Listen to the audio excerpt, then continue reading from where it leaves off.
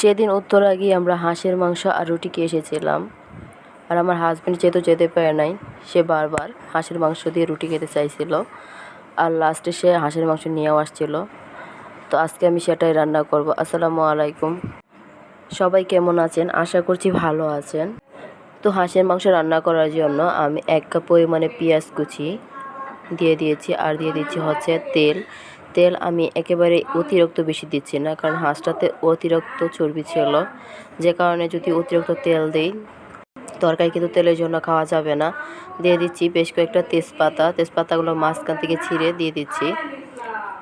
এখন হচ্ছে চুলাটা জ্বালিয়ে আমি এটা হচ্ছে ভেজে নেব, পেঁয়াজটা হালকা একটু ভেজে নেব। পেঁয়াজটা যখন হালকা সেদ্ধ হয়ে আসবে তখন দিয়ে দিব আদা রসুন আর জিরা গোটা। এখানে আমি হচ্ছে 2 চামচ রসুন বাটা, 2 চামচ আদা বাটা আর 1.5 চামচ জিরা বাটা দিয়েছি। দিয়ে একটু মশলাটা কষিয়ে নিব। 1 মিনিটের মতো নেড়ে ছেড়ে দিয়ে দিব হচ্ছে 1 চামচ লবণ, প্রায় 2.5 চামচের মতো মরিচের গুঁড়া, 1.5 চামচ হলুদের গুঁড়া, 1 চামচ ধনিয়া গুঁড়া দিয়ে আমি আরও কিছুক্ষণ মশলাটা নেড়ে ছেড়ে নিব। আর এখন হচ্ছে দিয়ে দিব গরম মশলা বাটা। এখানে আমি দারুচিনি, এলাচি, লং, গোলমরিচ সবগুলো একসাথে শিলপাটায় বেটে নিয়েছি। এগুলো দিয়েও আরও 1 মিনিটের মতো কষাবো। মশলাটা কিন্তু খুব সুন্দরভাবে ভাজা লাগবে, যেন মশলার কোনো কাঁচা স্মেল না থাকে, সেই জন্য। তো মশলাটা আমি ভালো করে বেশ কিছুক্ষণ ভেজে এখন হচ্ছে দিয়ে দিব অল্প পরিমাণে পানির সাথে মশলাটা ভালো করে মিশিয়ে আমি কিছুক্ষণ অপেক্ষা করব। এভাবে হচ্ছে কিছুক্ষণ রান্না করার পর যখন মশলা থেকে তেলটা উপরে বেশি আসবে তখন মশলাটা কষানো হয়ে গেছে বুঝতে হবে, আর দিয়ে দিতে হবে হাঁসের মাংসগুলা। মশলার সাথে মাংসটা ভালো করে মিশিয়ে এখন ঢাকনা দিয়ে ঢেকে দিব। আর 5-6 মিনিট পর ঢাকনাটা তুলে কিন্তু আবার নেড়ে চেড়ে দিতে হবে, যেন মাংসটা নিচে না লেগে যায়, সেই জন্য। এইভাবে বেশ কিছুক্ষণ রান্না করার পর দিয়ে দিচ্ছি গরম পানি। হাঁসের মাংস অনেকটা শক্ত থাকে, সেটা আপনারা জানেন। আর আমার হাজব্যান্ড শক্ত মাংস একদম পছন্দ করে না, সেই জন্য আমি যত সম্ভব চেষ্টা করি নরম করার।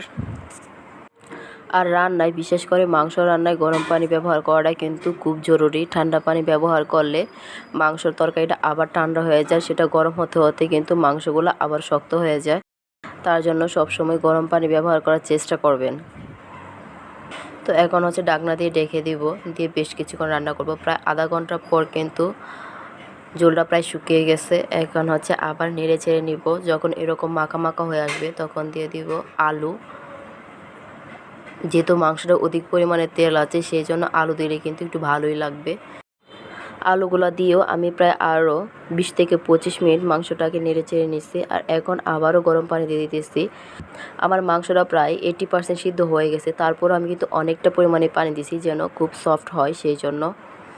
আর এখন ঢাকনা দিয়ে প্রায় আরও 40 মিনিট রান্না করব। 40 মিনিট রান্না করার পর কিন্তু মাংসটা যখন এরকম কষা কষা হয়ে যাবে তখন নামিয়ে নিব।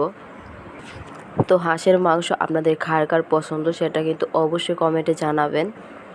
আর ভালো লাগলে তো অবশ্যই লাইক, কমেন্ট, শেয়ার করবেন।